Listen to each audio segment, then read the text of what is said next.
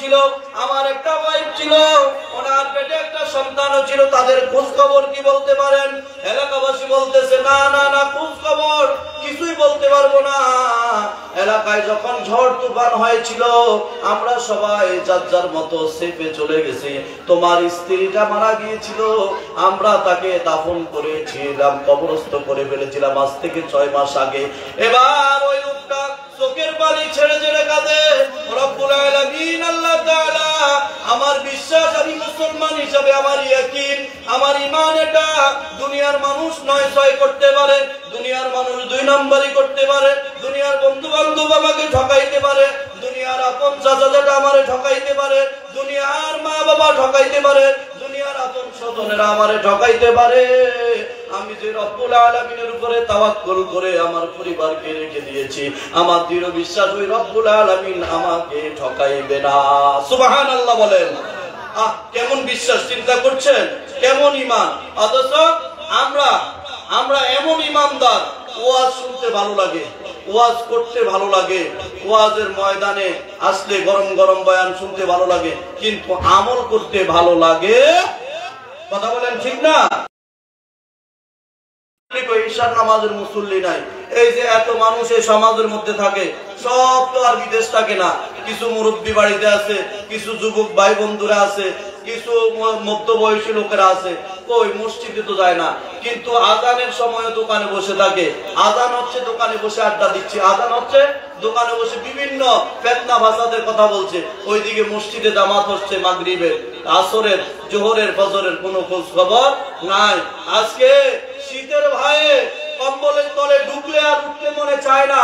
কম্বলের তলে খোদার কসম মনে রাখবেন, এই কম্বল ততক্ষণ আপন, এই দুনিয়ার খেতিবাড়ি ততক্ষণ আপন।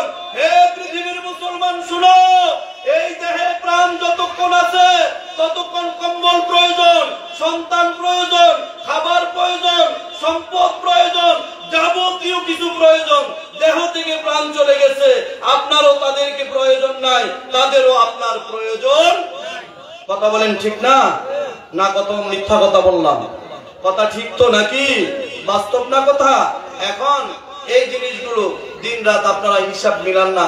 কত মানুষ আপনারা সমাজে অসুস্থ, কত মানুষ আপনারা বিদ্যা, কত মানুষ যুবক আপনারা মসজিদে যান না, নামাজ পড়েন না, আল্লাহর শুকরিয়া আদায় করেন না, আল্লাহর ইবাদত বন্দেগী করেন না।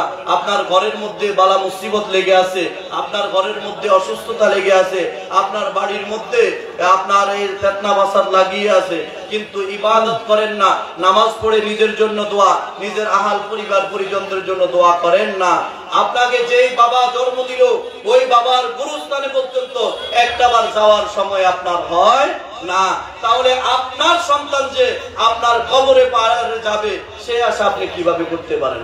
সে আশা কখনোই করতে পারেন না। সেটা একবারে মিথ্যা এবং স্বপ্ন কল্পনা ছাড়া অন্য কিছু নয়। কথা বলেন ঠিক না?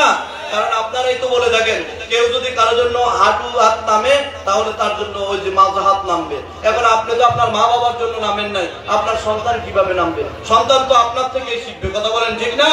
মা বাবার তাসিরে তো সন্তানের উপরে জায়গা পড়বে। কি কথা বলেন ঠিক না? এখন আপনি তো আমলে নাই, আপনি তো ইবাদতে নাই, আপনি তো নামাজে নাই, আপনার সন্তান কিভাবে নামাজি হবে? এই যে একটা মাদ্রাসায় আমরা অনেকে অনেক স্বপ্ন দেখি, আমার ছেলেটাকে হাফেজ বানাইবো, ওই হাফেজের বাপে নামাজ পড়ে না। ওই আলেম বানাইবে, আলেমের বাপে নামাজ পড়ে না।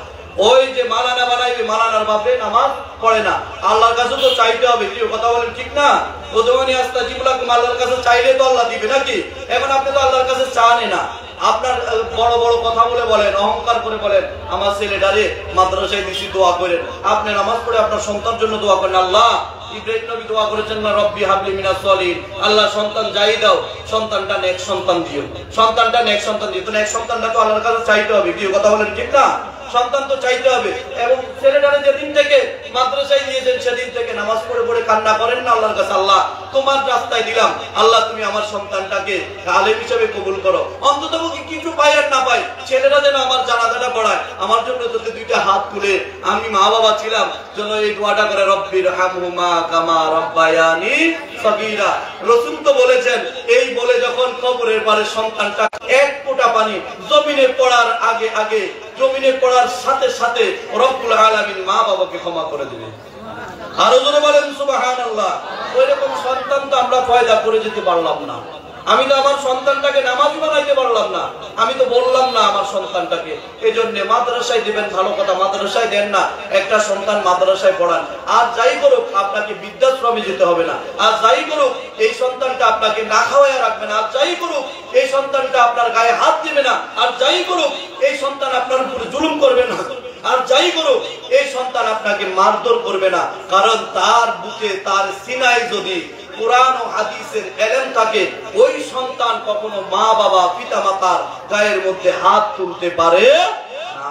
আমরা দেখেছি অনেক ঘটনা সমাজে, বইয়ের পক্ষ লাগতে গিয়া বইয়া সন্তান মা বাবাকে মারতেও দ্বিধাদ্বন্দ্ব করে না। অথচ যে সন্তান এই সন্তান ভুলে যায় এই পিতা বাবাটা সন্তান বিদেশে চাকরি থেকে আসবে, সবাই ঘুমিয়ে পড়ে, সমস্ত মানুষ বাড়ির এলাকার মহল্লার সমস্ত মানুষ ঘুমায়, ওই দুইটা মানুষ ঘুমায় না, পায়াচারি করে আর শুধু খবর নিতে থাকে কতটুকুন আসলো, কতটুকুন পর্যন্ত আসলো। আল্লাহ নিরাপদিনী আমার সন্তান আমার মালিকটাকে আমার কলিজা পর্যন্ত পৌঁছায় দাও। কথা বলেন, এই কথা বলেন ঠিক কিনা? দুনিয়ার সমস্ত মানুষ ঘুমিয়ে পড়বে, সমস্ত দরজা বন্ধ হয়ে যাবে, মা বাবাকে সন্তান খাওয়াক আর না খাওয়াক, দেখ আর না দেখ, কিন্তু মা বাবা ওই সন্তানের আশায়, ওই সন্তানের বেঁচে থাকার আশায়, ওই সন্তান সুস্থ থাকার আশায় প্রত্যেকটা মা বাবা কামনা করে। কথা বলেন, কি কথা বলেন ঠিক না? আপনারা তো দেখেছেন বহুত সন্তান আসার কারণে এই যে সেনগার এই দোকানগুলোর মধ্যে কত মা বাবা সময় দেয়, বারবার মাটা এসে উমরের মধ্যে এসে দেখে সন্তানটা নিয়ে আসতে, গাড়ির আওয়াজ শোনা যায়, বাবাটা দোকানে বায়াচারি করে, কি মুরব্বী এতদিন তো আপনাকে দেখলাম না দোকানের আশেপাশে থাকতে, আজকে আমার সন্তানটা আসতেছে, সন্তানটাকে নিয়ে এখান থেকে একসাথে বাপ ছেলে বাড়িতে যাব, এই জন্য বসে থাকে। আসেনি এরকম ঘটনা?